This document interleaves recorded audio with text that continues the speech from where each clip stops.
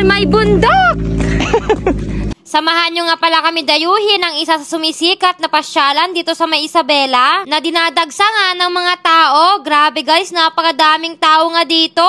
Let's go! Hi guys, it's me, your Ilocana girl, Missy Gado. Ito nga pala yung outfit natin ngayon. Sasakay nga pala tayo sa motor na Lipad Jack. Kahit ayaw niya akong isama, syempre sasama pa rin tayo. Talaga ipilit ko nga sumunod ay padasin ng anak kay surot talaga danugik tiro pala. Syempre ang paborito ko ang helmet, ang Ryzen helmet ng ating gagamitin. Napaka-quality kasi niyan guys. Ang usapan nga namin, alauna kami pupunta pero Diyos ko, last stress na. Sinundo nga din namin tong dalawang magjowa na to. At oo, sasama din sa Ate Rhea. Gusto kasi nung dalawang lalaki na hindi kami isama. Siyempre, sama kami Lugi no kasjay. Ukis ti saba. Kumain nga pala muna kami kasi hindi pa kami nagla-lunch. Santiago nga pala kami manggagaling. Pupunta nga pala kami sa may Rolling Hills, Planas, Ramon, Isabela. Ha? Sampu mo na garag. Thank you.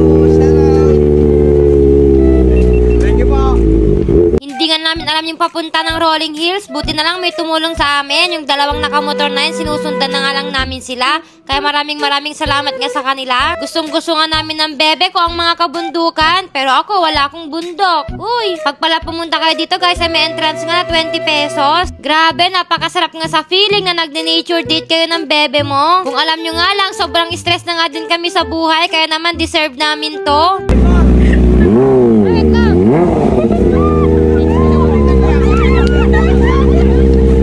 Maya, akyatin ka nga dito para nga makita mo yung napakagandang view ng Rolling Hills, Planas, Ramon, Isabela. Syempre, hindi tayo magpapakabog, magpapapicture nga din tayo. Oh, Pak, sino ka dyan? Shoutout nga din pala sa mga nagpapicture sa atin. Sayang nga guys at naubos agad yung sticker natin. Unti kasi nidala ko, kaya next time na lang. Yes po, opo, totoo yung chismis na talagang dinadayo ang Rolling Hills. Paano ba naman kasi hindi dadayuin? Napaganda nga kasi ng view dito, lalo na yung mga bundok. Parang nasa mini Batanes ka nga lang. Kasama nga pala natin yung mga kaibigan nating mayayaman. Shanghai Boy, Ate Rhea, Buro Queen, Charis TV, Dogmark, saka si Lipad Jack. Dito na siguro ko papayat pag araw-araw akong pumupunta dito. Grabe kasi mga akyatan guys, nakakahingal nga talaga. Kaya mas mabuti na magdala kayo ng water nyo. Huy! Guys! Ang taas! Naiyak dyan. Tapos umakyat kami sa Rolling Hills. Ayan. Ayan. Rolling in the deep. Hindi pa kasi na semento dito, pero siguro na sementuan to. Pero 2027. Ganda dyan, kita yung mga bundok.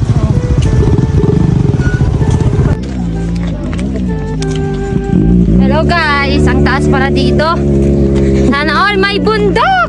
What? Agraraman kami nga, di sa nagpa-picture kami nga rin kina Ate Rhea, di big bike, tagay duwa nga lalaki. Akala ko nga sa baba lang yung madaming tao. Grabe guys, dito nga din pala sa taas, napakadami ding tao. Ayan, shoutout nga pala sa kanila. Kahit nga pala di tayo marunong magmotor, nagpa-picture nga din pala tayo ng solo. Hawak-hawak nga pala yung Ryzen helmet na napakaganda. Grabe guys, napakaganda nga talaga ng view dito, para ka talagang nasa Batanes. Nagpicture nga din kami na matalik kong kaaway. Ayan, si Alipakpak nyo na lagi akong tinatakasan. Nakakabwisit. Tinry nga din namin umakyat sa may taas. Ay Diyos ko, talagang papayat na ako dito ng bonggang-bongga. Ang bigat-bigat ng puwet ko. Nakatakot naman dito. Mahal, buhatin mo ako. Buhatin? Ang nayo ko pala dito. Lala! Mama! Mama! Sabigaw ka dyan. Magpapapayat na ako. Ay! Naglamis! Kaya't ko ti arak!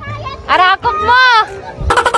Nagtambay nga lang din pala kami dito sa may taas ng bundok. Tapos kumain na nga din kami ng mangga, ang aming paborito na Ate Rhea. Baka sabihin nyo na naman, naglilihi kami. Hoy, hindi guys. Talagang sarap na sarap talaga kami sa mangga. Kahit 5 kilo pa nga yan, kayang-kaya naming ubusin yan. Joke lang. Ano ba?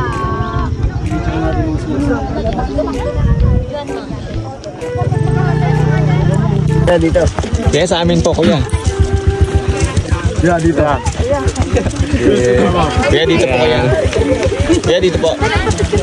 Alas 6 nga ang sarado nito. Kaya naman mag-alas 6 na, pababa na nga din kami. Tuwi na nga din kami. Inakyat nga din pala nila ni Pajak yung kanilang motor ng pababa. Nga takot na takot nga ako kasi nga grabe yung bangin. Maraming salamat nga din pala sa mga followers namin na nakakilala sa amin. Next time guys, mas dadamihan na nga namin yung sticker na dadalhin namin para lahat kayo mabigyan.